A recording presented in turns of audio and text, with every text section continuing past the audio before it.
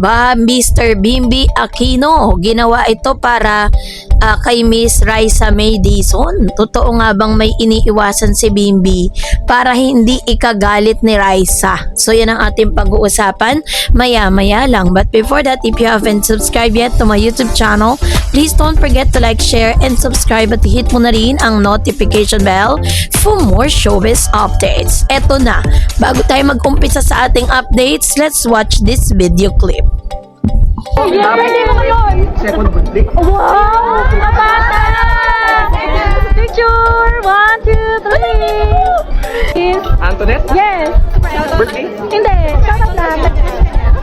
Hello, Antoinette. Please don't make me your crush. Baka masaya si Rice. Thank you so much. I have evidence, Jay.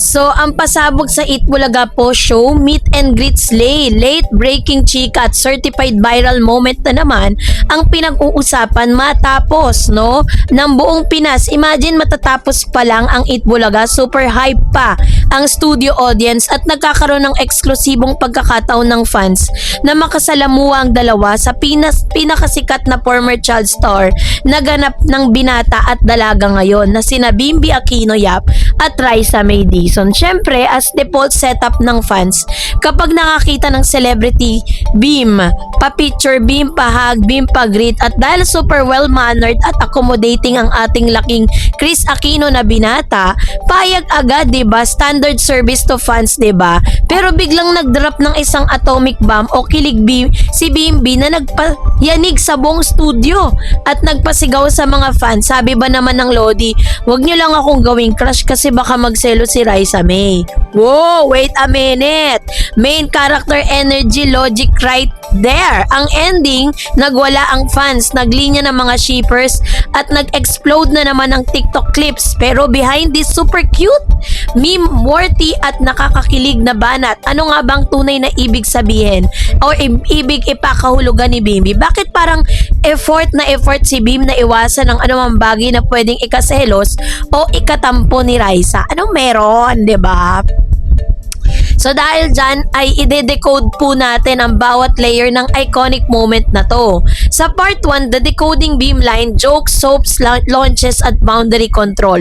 Pag-usapan natin yung psychological or psychology at social cues sa likod ng linyang wag nyo lang akong gawing crush.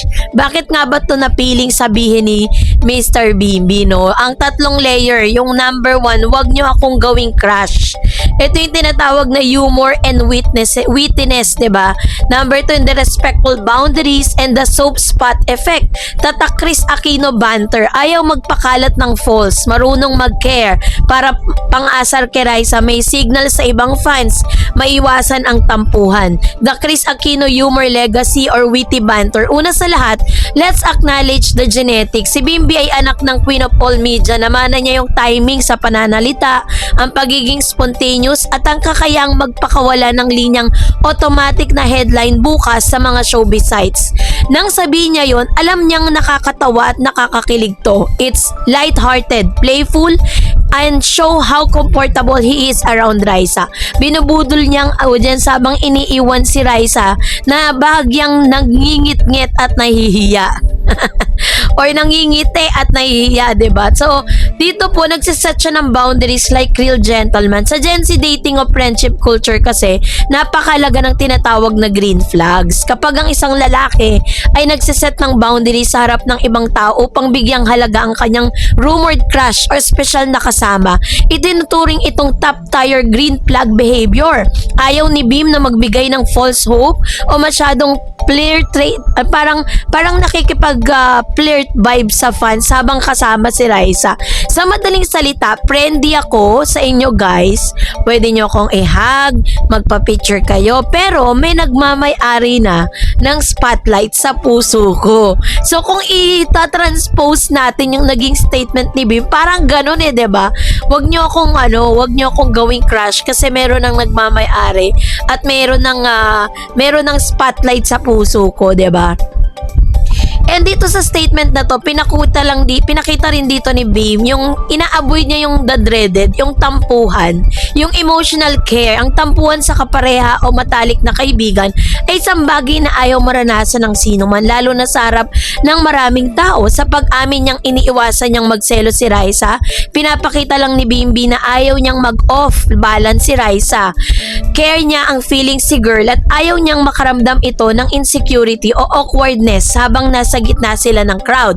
And then bakit nga ba kinikilig ang sambayanan, the lore of Beam and Raisa, para sa maintindihan kung bakit para pambansang okasyon ng bawat interaksyon ng dalawang to, kailangan natin balikan ang kanilang kasaysayan, 'di ba?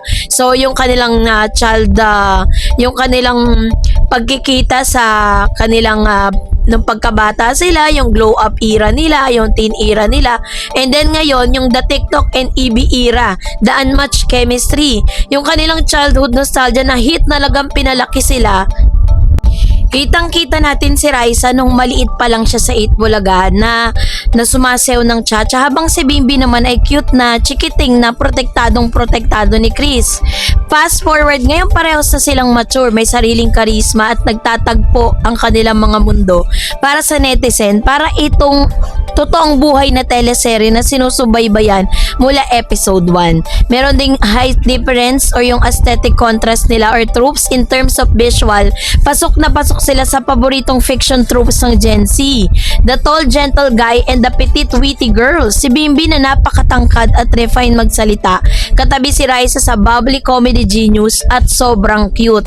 So, ano nga ba ibig sabihin ng act ni Bimbi kung gagamitin natin ang psychosocial analysis sa modern relationship? Ano ba talagang ibig sabihin kapag ang isang lalaki ay active na iniiwasan ng mga bagay na pwedeng ikaselos ng isang babae?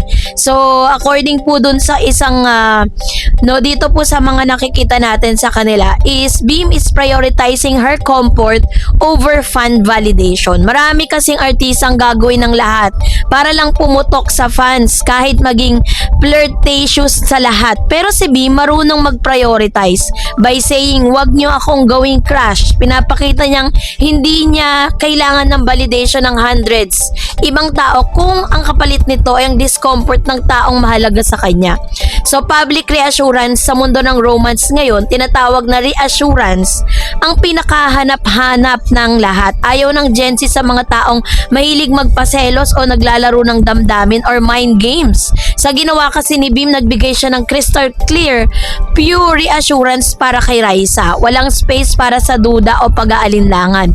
And also, nagpakita din siya ng high emotional quotient or EQ, 'di ba? Kasi bibira sa lalaki yung meron silang emotional intelligence. Ang pagiging maingat sa ikagagalit o ikatatampo ng kasama ay isang indikasyon ng mataas na emotional intelligence. Alam ni Beam na ang selos kahit biruan lang ay pwedeng magdulot ng awkwardness. So bakit mo pa ako hahayaang mangyari yon kung pwede mo namang idaan sa isang witty joke na magpuprotekta sa inyong dalawa? So dahil po dito, paano nga ba tinanggap ng Gen Z at netizen matapos ang insidente sa post-show meet and greet? Nagkaroon ng malawakang reaksyon sa iba't ibang online platform. Sumabog ang engagement sa platform type of content, public reaction vibe. Sa TikTok short clips and edits, sabi dyan, Slay Beam, pambansang soft boy. Millions of views instantly. Sa X naman na dating Twitter, quotes and live tweets, the way Bimbi protect Raisa's feeling is so cute. Trending topic, Facebook shared articles and memes. Binabati si Chris Aquino sa magandang pagpapalaki kay Beam. So sabi naman ng ilang mga fans, sana all my protector. Maraming netizen ang mahanga dahil sa napaka-sweet gesture, kasi sa panahon ngayon kung kailan uso ang red flags, itinuturing na sariwang hangin si Beam. Si Chris Aquino raised him well. Hindi rin mawala ang papuri kay Chris. Lumilitaw sa bawat galaw ni Beam na itinuturo sa kanya ang pagiging gentle, maasikaso at marunong magpahalaga sa kababaihan. So sa madaling salita, ang payag ni Beam, binawag nyo lang akong gawing crush kasi baka magselo si Raisa May ay hindi lang basta hirit para magpatawa. It's a mix of witty humor, genuine respect, and subtle romantic gesture na nagpapakitang may kakaibang lambot ang puso niya pagdating kay Raisa.